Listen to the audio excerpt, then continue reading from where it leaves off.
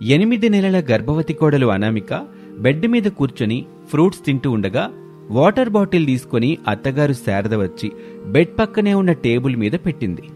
జాగ్రత్త గుండుకోళ్ళ, ఫోన్ దగ్గర పెట్టుకో, నేను మళ్ళీ సాయంత్రం వస్తాను. పెద్దత్తయ్య ఇప్పుడు బాగుందని చెప్పారు కదా అత్తయ్య, నన్ను వదిలిపెట్టి వెళ్ళకండి, ఒక్కదాన్నే ఇంట్లో ఉండలేనత్తయ్య. ఏం కాదులే కోళ్ళ, ఇట్టా వెళ్ళి అట్టా వచ్చేస్తాను కదా, నువ్వు జాగ్రత్తగుండు. సరే అత్తయ్య అని అనామిక చెప్పటంతో శారద ఇంటి నుంచి బయలుదేరి తన అక్క సుమిత్ర ఇంటికొచ్చింది. సుమిత్ర కోడలు భావన చూసి, చిన్నత్తయ్య ఇప్పుడే వస్తున్నారా? అవును కోళ్ళ, మా అక్క సుమిత్ర ఎట్టాగుంది? బెడ్ మీద పడుకుని ఉందత్తయ్య, మీరు వెళ్ళి మాట్లాడుతూ ఉండండి, నేను మీకోసం టీ తీసుకొస్తాను, అలాగే తాగడానికి నీళ్లు కూడా తీసుకొస్తాను. సర్లే అమ్మా అని చెప్పి బెడ్రూంలోకి వచ్చింది. సుమిత్ర బెడ్ మీద పడుకుని ఉంది. ఇప్పుడు ఎలా ఉందక్క? బానే ఉంది శారదా, ఇప్పుడేనా రావడం? అవునక్క, ఎప్పటినుండో నేను చూద్దామని రావాలనుకుంటున్నాను గాని నా కోడలు అనామేక ఇప్పుడు ప్రెగ్నెంట్ కదా, తనను చూసుకుంటూ ఇంటి పని వంట పని చేసుకోవడంతో నాకు సరిపోతుందక్క. ఏంటి శారదా నువ్వు చెప్పేది? నీ పల్లెటూరు కోడల్ని కూర్చోబెట్టి నువ్వు పనులు చేస్తున్నావా? అత్త పదవికి కళంకం తీసుకొస్తున్నావే శారదా. అదేంటక్క అట్లా అంటావు? అనామిక ఇప్పుడు కడుపుతో ఉంది కదా, తనకి చాలా రెస్ట్ అవసరమని డాక్టర్ గారు చెప్పారు. అయ్యో వెర్రి బాగులు దానా, ఇక్కడ నీకు అసలు విషయం అర్థం కావడం లేదు. కోడలి తల్లిదండ్రులు డాక్టర్తో అత్త ఇబ్బంది పెడుతుందని చెప్పి విశ్రాంతం చెప్పిస్తున్నారు. అలా చెప్పినందుకు పెద్ద మొత్తంలో డబ్బులు కూడా ఇస్తున్నారు. అట్టా ఉంటారక్క, నేను నమ్మను. చూపిస్తాను చూడు శారదా అని చెప్పి గట్టిగా కోపంగా, కోడ్లా భావన ఎక్కడ చచ్చావే, వస్తున్నావా అని తన కోడలు భావనని పిలుస్తోంది. భావన పరుగున సుమిత్ర దగ్గరకొచ్చింది. చెప్పండి అత్తయ్య. బుద్ధిగా మనం చెప్పిన పని చేసుకుంటూ మన కంట్రోల్లో ఉంటదని పల్లెటూరి కోడలను తెచ్చుకుంది శారద. ఈ విషయం నీకు కూడా తెలుసు కదా? తెలిసిలేక భావనతో ఎప్పుడు చూడు కోపంగా ఉండేదానివి, కోపంగానే మాట్లాడేదానివి, ఏ చిన్న తప్పు చేసినా అరిచేదానివి. పాపం భావన నిన్ను చూసి పెద్ద పులుని చూసినట్టు భయపడి పారిపోయేది. ఇదంతా తను ప్రెగ్నెంట్ కాకముందు శారదా. ఎప్పుడైతే భావన తల్లి కాబోతుందని తెలిసిందో అప్పుడు నేను డాక్టర్ దగ్గరికి తీసుకెళ్లాను. ఊరు నుంచి తన తల్లి కూడా వచ్చింది. తల్లిని కాబోతున్నందుకు భావనలో సంతోషం కలగలేదు. తన తల్లిని చూడగానే ఏడ్చింది. ఆ తల్లికి విషయం అర్థమైంది అని సుమిత్ర చెప్తూ ఉండగా శారద వింటూ ఉంటుంది. భావన తలదించుకుని మౌనంగా నిలబడి ఉంటుంది. వదినా, నేను భావన చూపిస్తాను, మీరిక్కడ కూర్చొని రెస్ట్ తీసుకోండి అని చెప్తే నాకు గౌరవం ఇస్తుందని అనుకున్నాను. కాని లోపలికెళ్ళి ఆ డాక్టర్తో రెస్ట్ విషయం చెప్పి ఎక్కువ డబ్బులు ఇచ్చిందని భావన ఒక రోజున తన తల్లితో చెప్తుంటే నేను విన్నాను. భావన, ఆ తర్వాత ఏం జరిగిందో చెప్పవే. పురిటి నొప్పులు వచ్చే వరకు నా అన్ని పనులు చేయించింది చిన్నత్తయ్య. అందుకేనే కోళ్ళ, నువ్వది మనసులో పెట్టుకుని మా అక్క జారిపడేలా చేసావు. అయ్యో చిన్నత్తయ్య, నేనెందుకు అలా చేస్తాను చెప్పండి? పెద్దత్తయ్య నేను కడుపుతో ఉన్నప్పుడు అన్నీ చేయించి చాలా మంచి పని చేశారు. నేను పనిష్మెంట్ అనుకున్నాను, కానీ ఆ తర్వాత నార్మల్ డెలివరీ అవ్వడానికి ఎంత ఉపయోగపడిందో డాక్టర్ గారు చెప్తే కానీ నాకు అర్థం కాలేదు చిన్నత్తయ్య. అవును శారదా, నేను కాలు జారి పడ్డంలో కోడల పన్నాగమేమి లేదులే. ఎల్లు కోళ్ళ, ఇద్దరికి భోజనం పెట్టు. నాకొద్దులే అక్క, ఇప్పుడు నీ ఆరోగ్యం బాగానే ఉందిగా, నేను వెళ్ళిపోతానులే. నీకు తెలుసు కదా, అనామిక కడుపుతో ఉంది, ఇంటి దగ్గర ఒక్కతే ఉంది. పిచ్చి శారద, ఇంటి దగ్గర కోడలు ఒక్కతే ఉంటుందని మనం అనుకుంటాం. మనం వెళ్లేసరికి కొడుకుంటాడు. కొడుకు కోడలు నవ్వుతూ సంతోషంగా ఉంటారు. అట్ట ఉంటే మంచిదే కదక్క. కొడుకు కోడలు సంతోషంగా ఉండాలనే కదా మనం కోరుకుంటాం. కొడుకు కోడలు చిలక గోరింకల్లా సంతోషంగా ఉంటే మనం కూడా సంతోషపడాలి గాని కోపం తెచ్చుకోవడం ఎందుకు? ఇప్పుడు నేనేం చెప్పినా నీకు అర్థం కాదులే శారదా, కొంచెం అన్నం తినేసి వెళ్ళు. మరెప్పుడైనా వచ్చినప్పుడు తింటాను లెక్క. భావన, అక్క జాగ్రత్త. అలాగే చిన్నత్తయ్య, నేను బాగా చూసుకుంటాను అని చెప్పగానే శారద అక్కడి నుంచి బయలుదేరి ఇంటికొచ్చింది. వేసిన తలుపు మీద కొట్టాలనుకుంటుంది. కాని అప్పుడే ఇంట్లో నుంచి కిలకిలా నవ్వులు వినిపిస్తూ ఉంటాయి. కొడుకు ఆఫీస్ నుంచి వచ్చినట్టున్నాడు అని అనుకుంటూ నెమ్మదిగా కిటికీ దగ్గరికొచ్చి చూస్తుంది. లోపల కొడుకు రమేషు, కోడలు అనామిక నవ్వుకుంటూ మాట్లాడుకుంటూ ఉంటారు. వాళ్ళ మాటల్ని శారద వింటూ ఉంటుంది. అమ్మా మా పెద్దమ్మ దగ్గరికి వెళ్ళిందని నువ్వు ఫోన్ చేసి చెప్పడం మంచిదైంది. నీతో కబుర్లు చెప్పుకుంటూ మాట్లాడుకుంటూ ఇదిగో ఇలా మనసారా నవ్వుకొని ఎన్ని రోజులైందో తెలుసా అనామిక అని కొడుకు చెప్పిన మాటలు వింటుంది శారద. ఓహో, కొడుకు మా అక్క దగ్గరికి తెల్లగానే అట్ట కొడుక్కి ఫోన్ చేసి ఇంటికి రమ్మని చెప్పిందనమాట. కొడుకు కూడా సంతోషపడుతూ వచ్చేశాడు. ఎప్పుడైనా ఏదైనా పనుంది సెలవు పెట్టు బాబు అంటే వీలు కాదమ్మా అనేవాడు. గంట ఆలస్యంగా వస్తానని చెప్పు బాబు అంటే వామో మా సారు కోపగించుకుంటాడని వెళ్ళిపోయేవాడు. భార్య ఫోన్ చేసి రమ్మని చెప్పమనగానే వచ్చేశాడు. ఇప్పుడు మాత్రం సార్ ఏమంట కావచ్చు అని అనుకుంటున్న శారదకి అనుకోకుండానే కోపం వచ్చేస్తూ ఉంటుంది. వాళ్ళని చూస్తూ వాళ్ళ మాటలు చాటుగా వింటూ ఉంటుంది. ఏవండి, ఇక ఆఫీస్కి వెళ్ళండి. మాట్లాడింది చాలు, కబుర్లు చెప్పింది చాలు. అత్తయ్య ఏ క్షణమైనా రావచ్చు. వెళ్ళండి. ఇంత భయం ఉన్నదానివి మన వేరే కాపురం గురించి మాట్లాడతానని చెప్పావు, నిజంగానే మాట్లాడతావా అని రమేష్ అనగానే శారద షాక్ అవుతుంది. మా అమ్మ నిన్ను ఇబ్బంది పెడుతుంది కదా, వేరే కాపురం పెడదామని ఎవరన్నారు? నేనే అన్నాను, నువ్వు వద్దన్నావు, సరేనా అని రమేష్ అంటుంటే శారదకి కోపమొస్తూ ఉంటుంది. నువ్వు నా మీద కొడుక్కి ఉన్నవి లేనివి కల్పించి చెప్పి ఆడి నోటితోనే వాడే వేరే కాపురం పెడదామనిలా చేసావు కదా కోళ్ళ, నిన్ను క్షమించను అని వాళ్ళ మాటలు వింటూ ఉంటుంది. ఆఫీస్కి వెళ్ళండి, అత్తే వచ్చేస్తూ ఉంటుంది. అనామిక, అమ్మ సాయంత్రం వరకు రాదు. ఆ అక్క చెల్లెళ్ళ ముచ్చట్లు 1 గంటలో తెలియవి కాదులే, 1 రోజులో కూడా పూర్తి కావు. వాళ్ళిద్దరూ మాట్లాడుకుంటూనే ఉంటారు. మాటలు పిచ్చోళ్ళు. అందుకని నువ్వు అమ్మ గురించి బాధపడకుండా నాతో సరదాగా ఉండు. తిరిగి వచ్చిన తర్వాత మీతోనే ఉంటాను కదా. ఇప్పుడు వెళ్ళండి, ఆఫీస్ వర్క్ ముగించుకొని ఇంటికి రండి. ఆ తర్వాత మాట్లాడుకోవచ్చు. చెప్పడం మర్చిపోయాను అనామిక, మీ అమ్మ వస్తానని నీకు సహాయంగా ఉంటుందని ఒక్కటే ఫోన్ చేస్తుంది. ఏం చెప్పమంటావు? కూతురు కడుపుతో ఉన్నప్పుడు తల్లి దగ్గరుండాలి, కానీ నాకు అదృష్టం లేదండి అని కన్నీళ్లు పెట్టుకోవటం శారద చూస్తుంది. అప్పుడు శారద మనసుకి కొంచెం బాధ కలుగుతుంది. అత్త ఎంత ప్రేమగా చూసుకున్నా కోడలకి తల్లి కాదని తేలిపోయింది.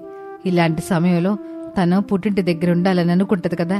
పంపిస్తాను, ఘనంగా సత్కారం చేసి పంపిస్తాను అని ఒక నిర్ణయానికి వచ్చింది. అనామిక, నువ్వు జాగ్రత్తగా ఉండు, నేను తొందరగానే వస్తానులే అని చెప్పి తలుపు తెరిచాడు. అంతే, ఎదురుగా ఉన్న తల్లి శారద కనిపిస్తుంది. భయపడుతూ, అది అమ్మా, నేను లంచ్ కోసం వచ్చాను, నువ్వింట్లో లేవని తెలిసింది. నువ్వు పెద్దమ్మ వాళ్ళ ఇంటికి వెళ్ళావని అనామిక చెప్పింది. అందుకే నేను నువ్వు వచ్చే వరకు ఉందామని అనుకున్నాను. కానీ సర్లేరా బాబు, ఇప్పుడు నేను వచ్చేసాను కదా, నువ్వు ఆఫీస్కెళ్ళు, కోడలు నేను చూసుకుంటాలే అని శారద చెప్పగానే రమేష్ అక్కడి నుంచి వెళ్ళిపోతాడు. శారద అనామిక దగ్గరికి వచ్చింది.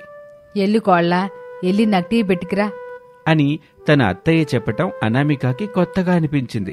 కొంచెం కోపంగా, ఏంటే టీ పెట్టుకురమ్మని చెప్పాను కదా, ఇంకా ఇక్కడే ఉన్నావేంటి? ఎల్లు, ఇప్పుడే తీసుకొస్తాను అత్తయ్య అని చెప్పి అనామిక కిచెన్లోకి వెళ్తుంది. శారద మంచం మీద కూర్చుంటుంది. కొంత సమయం తర్వాత అనామిక టీ తీసుకుని వచ్చింది, శారదకిచ్చింది. శారద టీ తాగిన తర్వాత, అనామిక, బట్టలు సర్దుకో. ఎందుకత్తయ్య? ఎక్కడికి? నేను రావడం లేదు కోళ్ళ, నువ్వే నీ పుట్టింటికి వెళ్తున్నావు అని శారద చెప్పగానే అనామిక ఆశ్చర్యంగా చూస్తుంది. ఏంటే కోళ్ళ, నేను చెప్పింది వినిపించింది కదా, ఇక బట్టలు సర్దుకో. అయినా ఇప్పుడు మా పుట్టింటికి ఎందుకు అత్తయ్య? డెలివరీ నీ పుట్టింటి దగ్గరే జరగాలి కదా, అందుకు. అప్పుడు మా అమ్మ వచ్చి అడిగినప్పుడు నాకు కోడలైనా కూతురైనా అనామికే కదొద్దినా, ఇక్కడే ఉంటుంది, తల్లిలా చూసుకుంటానని చెప్పారు కదా అత్తయ్య. కానీ కోళ్ళ, నీకు నేను చూపించే అమ్మ ప్రేమ సరిపోవట్లేదు కదా. ఇట్లాంటి సమయంలో తల్లి దగ్గర ఉంటేనే బాగుంటుందని చెప్పడం విన్నాను. ఇల్లు కోళ్ళ, బట్టలు సర్దుకో, నేను తీసుకెళ్ళి నిన్ను మీ అమ్మ దగ్గర దిగబెట్టొస్తాను. నిన్ను మన్నించండి అత్తయ్య, ఏదో బాధలో ఉండేలా అన్నాను, అంతే తప్ప మిమ్మల్ని బాధ పెట్టడం నా ఉద్దేశం కాదు. పల్లెటూరు కోళ్ళ, నేను నిన్ను బాధతో పంపించట్లేదు.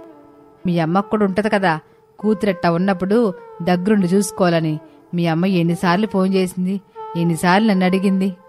నేను వెళ్ళను అత్తయ్య, ఇక్కడ ఉండడానికి నేను ఒప్పుకోను. వెళ్ళాలి, వెళ్ళి తీరాలి అని చెప్పగానే ఇక చేసేదేమీ లేక తన బట్టలు సర్దుకొని గర్భవతి అనామిక తన పుట్టింటికి బయలుదేరింది. కొన్ని రోజులకి పండంటి బిడ్డకు జన్మనిచ్చింది. అందరూ సంతోషపడ్డారు. గ్రాండ్గా సెలబ్రేషన్స్ చేసుకున్నారు. ఖాళీ బుట్టలను నెత్తిన పెట్టుకుని కమల, వాసంతి, కిష్టయ్య అనే కూలీలు పొలాల గట్టును నడుస్తూ ముందుకు వెళ్తూ ఉంటారు. అనామిక అమ్మాయి గారికున్న తిండిపోతు అలవాటు రోజు మనల్ని ఇలా బాధ పెడుతుందని అనుకోలేదే వాసంతి. ఇప్పుడు మాత్రం అనుకున్నా ఎలాంటి ప్రయోజనం లేదు కదా కమలా. అందుకే తల్లులు, మనం రోజు చేస్తున్నట్టుగానే ఈ రోజు చెయ్యాలి. అప్పుడే అనామిక అమ్మాయి గారు సంతోషంగా ఉంటుంది. లేదంటే తన తండ్రికి మన మీద ఉన్నవి లేనివి కల్పించి చెప్తుంది. మనకి రావాల్సిన కూలీ డబ్బులు ఆపేస్తుంది. అప్పుడు మన బతుకులు ఎలా ఉంటాయో ఆలోచించుకోండి. అవును కమలా, అనామిక అమ్మాయి గారితో మనకెందుకు వచ్చిన తలనొప్పి చెప్పు.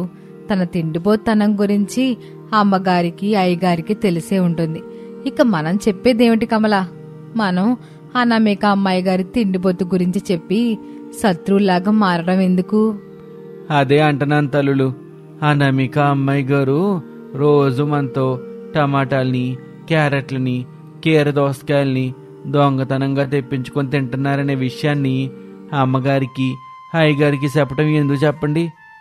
అనామిక అమ్మాయి గారికి రోజు ఇచ్చినట్టే ఈరోజు కూడా దొంగతనంగా టమాటాల్ని, క్యారెట్లని, కీరా దోసకాయల్ని తీసుకొచ్చి ఇద్దాం.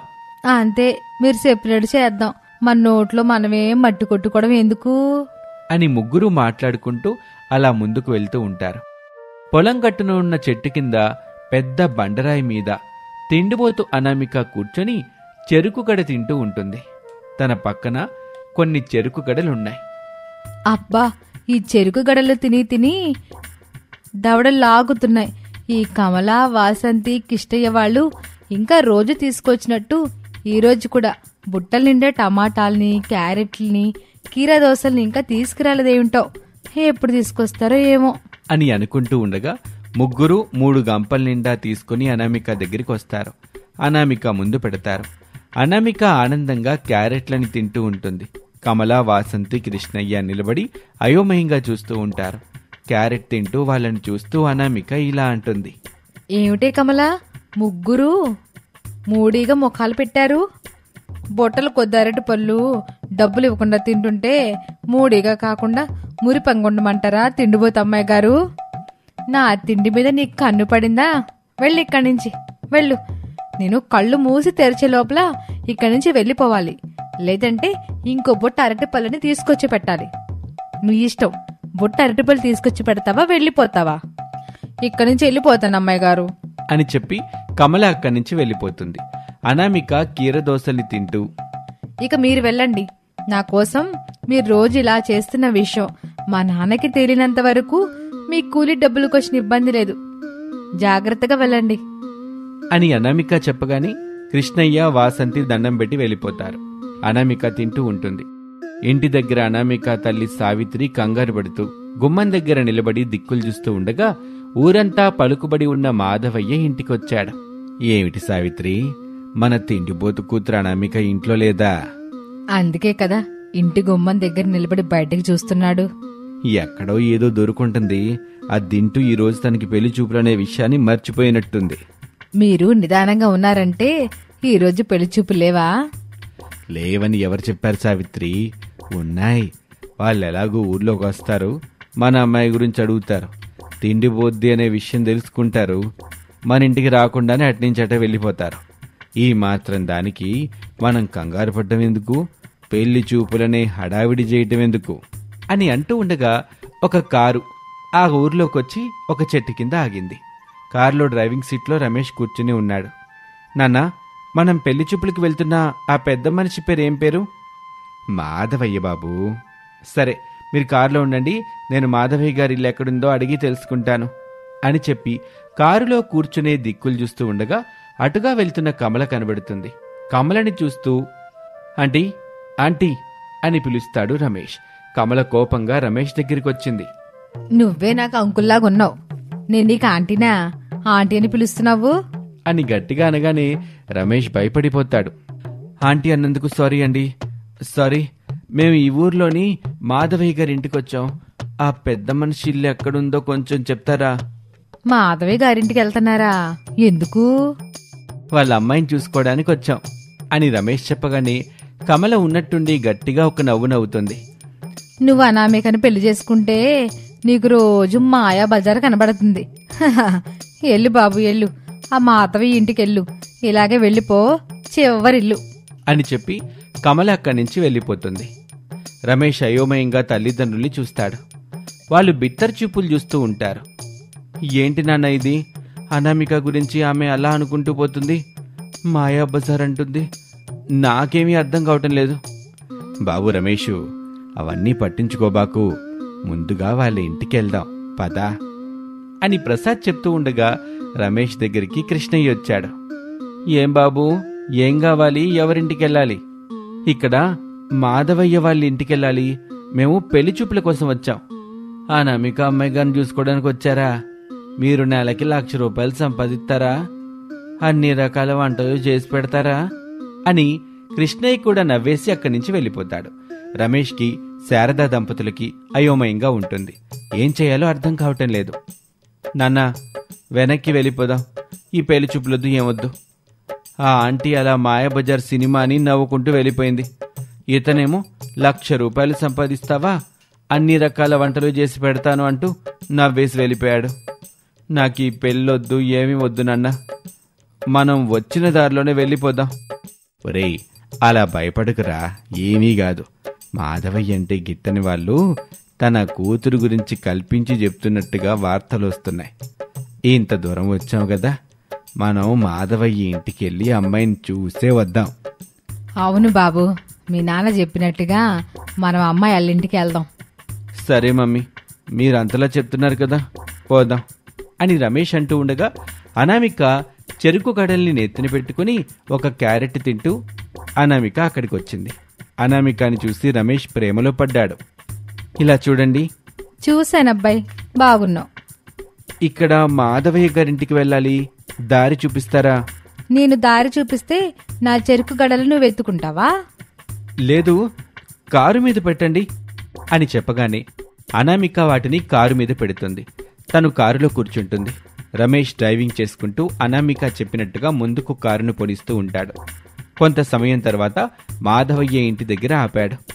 ఇదే మాధవయ్య ఇల్లు అని చెప్పి అనామిక కారు దిగి తన చెరుకు గడల్ని తీసుకుని ఇంట్లోకి వెళ్ళింది. ఇంటి బయట ఉన్న మాధవయ్య, సావిత్రుడు కారులో వచ్చిన వాళ్ళని చూసి ఆశ్చర్యపోయి మగపెళ్లి వారేమోనని అర్థం చేసుకుని ఇంట్లోకి మర్యాదపూర్వకంగా ఆహ్వానించారు. శారద వాళ్ళు ఇంట్లో కూర్చుని ఉన్నారు. అనామిక చెరుకుగడ తింటూ వచ్చి వాళ్ళ ముందు కూర్చుంది. రమేష్కి శారదా దంపతులకి అనామిక బాగా నచ్చింది. అన్నయ్య గారు, మీ అమ్మాయి మాకు నచ్చింది, కానీ ఎందుకు అలా చెరుకు గడ తింటుంది? చెల్లెమ్మ, మీరు మా ఇంటికి వచ్చినప్పుడే అనుకున్నాను, మీకు మా అమ్మాయి గురించి పూర్తిగా తెలియదని. తన గురించి తెలుసుంటే ఇక్కడి దాకా వచ్చేవాళ్ళు కాదని. అర్థం కాలేదన్నయ్య అని శారదనగానే మాధవయ్య తన కూతురు అనామిక తిండిబోతు అని చెప్పాలనుకున్నాడు. ఆ విషయం అనామిక అర్థం చేసుకుంది. వెంటనే తన తండ్రిని పెరట్లోకి తీసుకువెళ్ళింది. శారద కుటుంబం అయోమయంగా చూస్తూ ఉంటారు. నాన్నా, నా తిండిపోతనం గురించి చెప్పి ఈ సంబంధాన్ని వద్దంటావా ఏంటి? అవును తల్లి, ఇప్పుడే నిజం చెప్పాలి, లేదంటే బాగోదు. నాన్న, ఈ విషయం గురించి చాలా మందికి తెలిసి నన్ను పెళ్లి చేసుకోవడానికి ఎవరూ ముందుకు రావట్లేదు. ఇప్పుడొచ్చిన సంబంధాన్ని మీరు వద్దని చెప్దామని అనుకుంటున్నారా? అవును తల్లి, నిజం ముందు చెప్తే బాగుంటుందిగా తల్లి. నాకు ఆ అబ్బాయి నచ్చాడు నాన్న. నేను పెళ్ళంటూ చేసుకుంటే ఆ అబ్బాయినే చేసుకుంటాను, లేదంటే ఇలాగే ఇంటి దగ్గరే ఉంటాను. ఇలాగే కంటికి కనపడింది, చేతికి దొరికింది తింటూ ఉంటాను. ఇక మీ ఇష్టం. పెళ్లి తర్వాత తిండి పోతువని తెలిస్తే ఎలా తల్లి? అప్పుడు నేను చూసుకుంటాను కదా నాన్న. ముందు నాకు పెళ్లి చేసే నాన్న, అత్తగారింటికి పంపించు అని అనామిక చెప్పగానే ఒక మంచి రోజును చూసుకొని రమేష్కి అనామికకి పెళ్లి జరిపిస్తారు పెద్దలిద్దరూ కలిసి. ఇక అప్పగింతలు అయిపోగానే అనామిక అత్తారింటికి కారులో వచ్చింది. అనామిక కారు దిగ్గానే కమ్మని వంటల వాసన వచ్చింది. క్షణం కూడా ఆలస్యం చేయకుండా వెళ్లి అవి తినాలనుకుంది. కాని అత్తగారు శారద కనిపించి ఆగిపోయింది. కొంత సమయం తర్వాత అనామిక కిచెన్లోకొచ్చింది. పెళ్లి వాళ్ల కోసం చేసిన అన్ని రకాల వంటల్ని చూసి సంతోషపడుతూ క్షణం కూడా ఆలస్యం చేయకుండా చకచకా తినటం మొదలుపెట్టింది. తిండిబోతు కొత్త కోడల్ని చూసి శారద, ప్రసాద్, రమేష్లు షాక్ అవుతారు. ఏంటమ్మా ఇది? ఇదే నా ఒరిజినల్ గెటప్ అత్తయ్య. అంటే కోళ్ళ నువ్వు తిండిపోతూ కొత్త కోడలనత్తయ్యా అని చెప్పి అనామిక తింటూ ఉంటుంది. ఇది వాళ్ళ కథ. మరొక ఆసక్తికర కథలో మళ్ళీ కలుద్దాం. అంతవరకు సెలవు. నమస్తే.